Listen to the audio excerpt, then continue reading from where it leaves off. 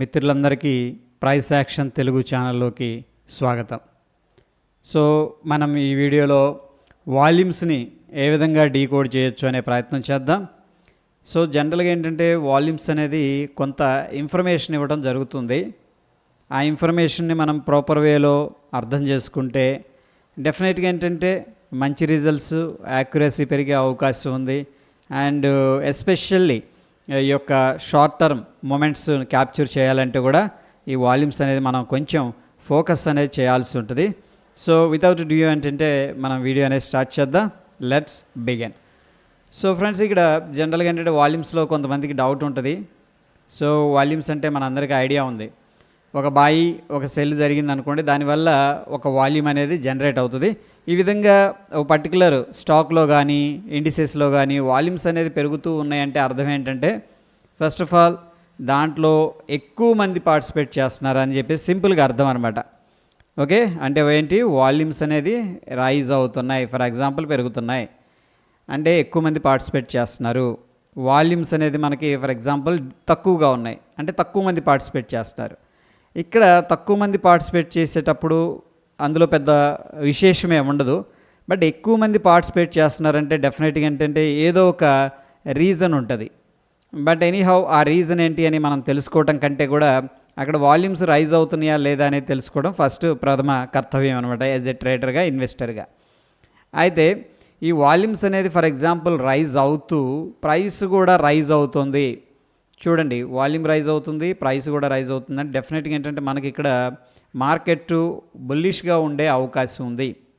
Simple. దాని తర్వాత volumes rise అవుతున్నాయి. చూడండి, వాల్యూమ్స్ రైజ్ అవుతున్నాయి బట్ ప్రైస్ ఏంటంటే డిక్రీజ్ అవుతుంది, ప్రైస్ ఏంది తగ్గుతుంది. సో డెఫినెట్గా మార్కెట్లో బేర్స్ అనేవాళ్ళు చాలా ఇంట్రెస్ట్గా ఉన్నారు. అంటే మార్కెట్ని కిందకి తీసుకెళ్ళటానికి ఎక్కువ మంది ఆసక్తి చూపుతున్నారు. ఎందుకు? ఎక్కువ వాల్యూమ్ ఉంది కాబట్టి. ఇక్కడేమో మార్కెట్ని పైకి తీసుకెళ్ళడానికి ఎక్కువ మంది ఆసక్తి కనబరుస్తున్నారు. ఎందుకు? వాల్యూమ్స్ పెరుగుతున్నాయి అంటే ప్రైస్ కూడా పెరుగుతుంది కాబట్టి.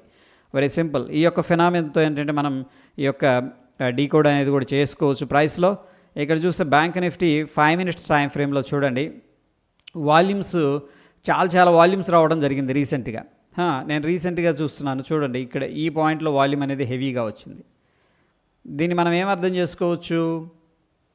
ఈ క్యాండిల్లో ఎక్కువ మంది పార్టిసిపేట్ చేశారు. ఎలా చెప్తున్నాం? ఎక్కువ వాల్యూమ్స్ అనేది ఉన్నాయి. Okay, fine. దాని తర్వాత ప్రైస్ అబ్జర్వ్ చేసాం. ప్రైస్ ఇక్కడ చూడండి, ఓపెన్ ఈజ్ ఈక్వల్ టు లో. మనం చూస్తున్నది 5 minutes time frame. Daily time ఫ్రేమ్లో దీన్ని మనం యూజ్ చేసుకోవచ్చు, వీక్లీ టైం ఫ్రేమ్లో యూజ్ చేసుకోవచ్చు, 15 minutes టైం ఫ్రేమ్లో యూజ్ చేసుకోవచ్చు, 1 hour టైం ఫ్రేమ్లో కూడా అన్ని టైం ఫ్రేమ్లో ఏంటంటే ఈ యొక్క అనాలిసిస్ అనేది మనం ఏదైతే డిస్కస్ చేస్తున్నామో అది యూజ్ చేసుకోవచ్చు. అయితే ఇక్కడ ఓపెన్ ఈజ్ ఈక్వల్ టు లో అంటే అర్థం ఏంటంటే ఓపెన్ అయిన దగ్గర నుంచి కూడా బయర్స్ అనేవాళ్ళు స్ట్రాంగ్గా ఉన్నారు అని చెప్పేసి చెప్తుంది క్యాండిల్లో. సో అక్కడి నుంచి కూడా మనకి ఏంటంటే చక్కగా పైకి వెళ్ళటం అనేది జరిగింది.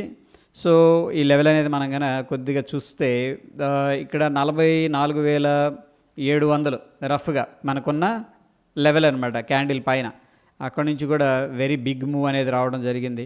So in terms of percentage మనం క్యాలిక్యులేట్ చేస్తే దగ్గర 0.95% అంటే 400 పాయింట్లు మూవ్ అయింది బ్యాంక్ నిఫ్టీ. బట్ దానికంటే ముందు అబ్జర్వ్ చేయండి, ఈ పాయింట్ని మనం చూసుకున్నట్టయితే హెవీగా వాల్యూమ్స్ రావడం అనేది జరిగింది ఇక్కడ కూడా. ఓకే, సో ఈ పాయింట్లో మనం అబ్జర్వ్ చేస్తే ఇది కూడా గ్రీన్ క్యాండిల్. డెఫినెట్గా బయర్స్ స్ట్రాంగ్గా ఉన్నారు అని చెప్పేసి చెప్తూ ఉంది. బయర్స్ స్ట్రాంగ్గా ఉన్నారు, వాల్యూమ్స్ కూడా చక్కగా ఉన్నాయి. బట్ ఇటువంటి సిచ్యువేషన్లో మనం ఏంటంటే మార్కెట్ ట్రెండ్ రివర్స్ అవ్వడానికి ప్రయత్నిస్తుందని ఒక ఫస్ట్ ఇండికేషన్. ఎందుకంటే ఇక్కడ ఎక్కడా కూడా మనం అబ్జర్వ్ చేస్తే స్ట్రాంగ్ వాల్యూమ్స్ ఏం పార్టిసిపేట్ చేయాలి. ఈవెన్ మార్కెట్ స్ట్రాంగ్గా సెల్లింగ్ అయినప్పటికి కూడాను, okay, and of course buying జరిగినప్పటికీ చూడండి వెరీ బిగ్ క్యాండిల్. ఇక్కడ వాల్యూమ్స్ ఎక్కడ కూడా స్ట్రాంగ్గా కనిపించలా. బట్ సడన్గా వాల్యూమ్స్ వచ్చినాయి, ప్రైస్ రైజ్ అవుతుందంటే వాళ్ళు స్టార్ట్ చేస్తున్నారు అన్నమాట. ఎవరు? బుల్స్ అనేవాళ్ళు ఇంకా మార్కెట్ని పైకి తీసుకెళ్లాలని ప్రయత్నిస్తున్నారు.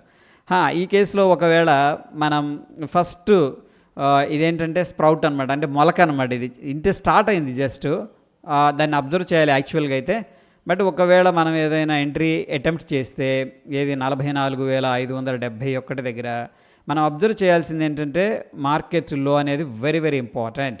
44,495. చూడండి, ఎప్పుడైనా సరే ఎవరైనా సరే బై చేశారనుకోండి, ఇక్కడ మార్కెట్ పైకి వెళ్తే మళ్ళీ ఈ లోని బ్రేక్ చేయనివ్వరు, మళ్ళీ ఇక్కడ నుంచి పైకి తీసుకెళ్తారు. సో దీంట్లో మనం ఫిబొనాకీ టూల్ అనేది కూడా యూస్ చేసుకోవచ్చు. ఇక్కడ నుంచి మార్కెట్ ఏమైందంటే ఇక్కడ దాకా వెళ్ళింది, రైట్, ఇక్కడ నుంచి ఇక్కడ దాకా వెళ్ళింది, మళ్ళీ రిట్రేస్ తీసుకుంది. అట్లాగనే ఏం చేద్దామంటే మనం ఎక్కడైతే వాల్యూమ్స్ స్టార్ట్ అయినాయో, నేను ఒకసారి మొత్తం కూడా డిలీట్ చేస్తున్నాను. ఈ పాయింట్ దగ్గర వాల్యూమ్ స్టార్ట్ అయింది కాబట్టి మనం దానికంటే కింద స్వింగ్ ఏది ఉందనేది చూస్తున్నాను. చూడండి, ఈ యొక్క స్వింగ్ పాయింట్ అనేది తీసుకొని ఈ రీసెంట్ హై ఏదైతే ఉందో హైకి డ్రా చేశాను. డ్రా చేసినప్పుడు చూడండి, మనకి యాక్యురేట్గా 78.6 లెవెల్ దగ్గర మళ్ళీ రిట్రేస్ తీసుకొని అక్కడ నుంచి బౌన్స్ అయింది. దాని తర్వాత 618 రిట్రేస్మెంట్. అంటే ఏం చేశారంటే ఫస్ట్ బయర్స్ అటెంప్ట్ చేశారు, మళ్ళీ దాని తర్వాత రిట్రేస్మెంట్ తీసుకుంది. ఒకసారి మార్కెట్ అప్ ట్రెండ్ స్టార్ట్ అయినప్పుడు ఏమవుతుందంటే వెళ్ళిన తర్వాత మళ్ళీ రిట్రేస్ తీసుకుంటుంది, దాని తర్వాత మళ్ళీ వెళ్ళిన తర్వాత మళ్ళీ రిట్రేస్ తీసుకుంటుంది. ఇది ఏంటంటే కైండ్ ఆఫ్ పుల్ బ్యాక్ అనమాట.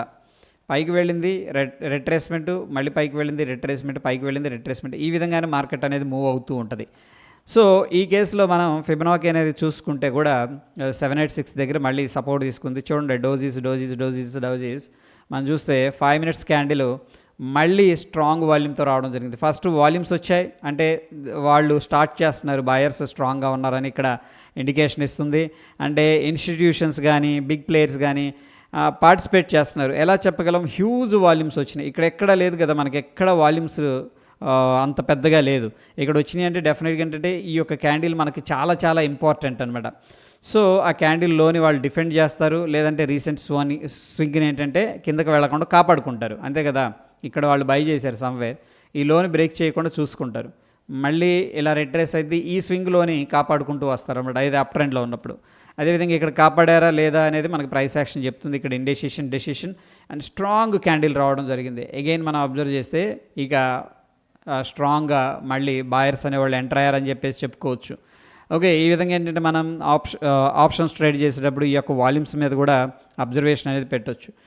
ఇక రీసెంట్గా చూడండి, హయ్యెస్ట్ ఈ యొక్క వాల్యూమ్ అనేది ఈ యొక్క క్యాండిల్లో కనిపిస్తుంది. చూడండి, ఇక్కడ 915 క్యాండిల్లో ఫస్ట్ ఆఫ్ ఆల్ ఏంటంటే ఇక్కడ హెవీ వాల్యూమ్ వచ్చింది. కాకపోతే 915కి ఎప్పుడైనా మనం ట్రేడ్ చేసేటప్పుడు కొద్దిగా జాగ్రత్తగా అబ్జర్వ్ చేయండి. వోల్టాలిటీ ఉంటుంది, ఓవర్ నైట్ పొజిషన్స్ కూడా ఉంటాయి, దానివల్ల కూడా మనకి వాల్యూమ్స్ అనేది పెరిగే అవకాశం ఉంది. ఈ యొక్క క్యాండిల్ హైని బ్రేక్ చేయలేదు. చూడండి, ఈ యొక్క క్యాండిల్ హైని బ్రేక్ చేశారా, చేయలేదు. ఈ లోన్ మాత్రం బ్రేక్ చేశారు. ఇన్ బిట్వీన్ ఏంటంటే వోల్టాలిటీ జరిగింది.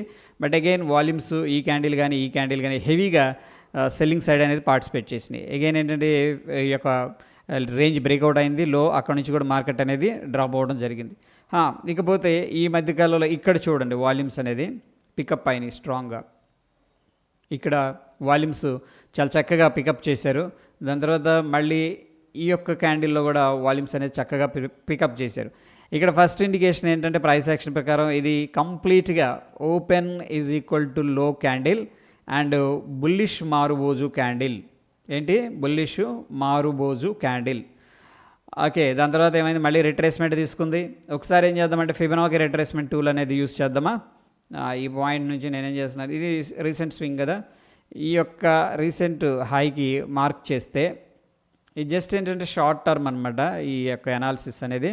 సో మనకి 618 రిట్రేస్మెంట్ దగ్గరికి రాగానే, అంటే ఈ పాయింట్ దగ్గరికి రాగానే వెంటనే ఏంటంటే బయింగ్ యాక్టివిటీ కనిపిస్తుంది. ఎలా తెలుస్తుంది, చూడండి, రిజెక్షన్ కనిపించింది. అంటే ఫస్ట్ బై చేశారు, మళ్ళీ రిట్రేస్ తీసుకుని మళ్ళీ స్ట్రాంగ్గా బయింగ్ అనేది యాక్టివిటీ అనేది స్టార్ట్ అయిపోయింది. ఎనీహౌ ఇక్కడైతే మరీ అగ్రెసివ్ వాల్యూమ్స్ లేనప్పటికి కూడా మనం కొంచెం వాల్యూమ్స్ని చూసుకున్నట్టయితే రీసెంట్గా కంపేర్ చేస్తే ఇక్కడ లేనంత వాల్యూమ్స్ అయితే రావడం జరిగింది. చూడండి, వీటన్నిటిని డామినేట్ చేసింది ఇక్కడ ఈ యొక్క గ్రూప్ ఆఫ్ క్యాండిల్స్.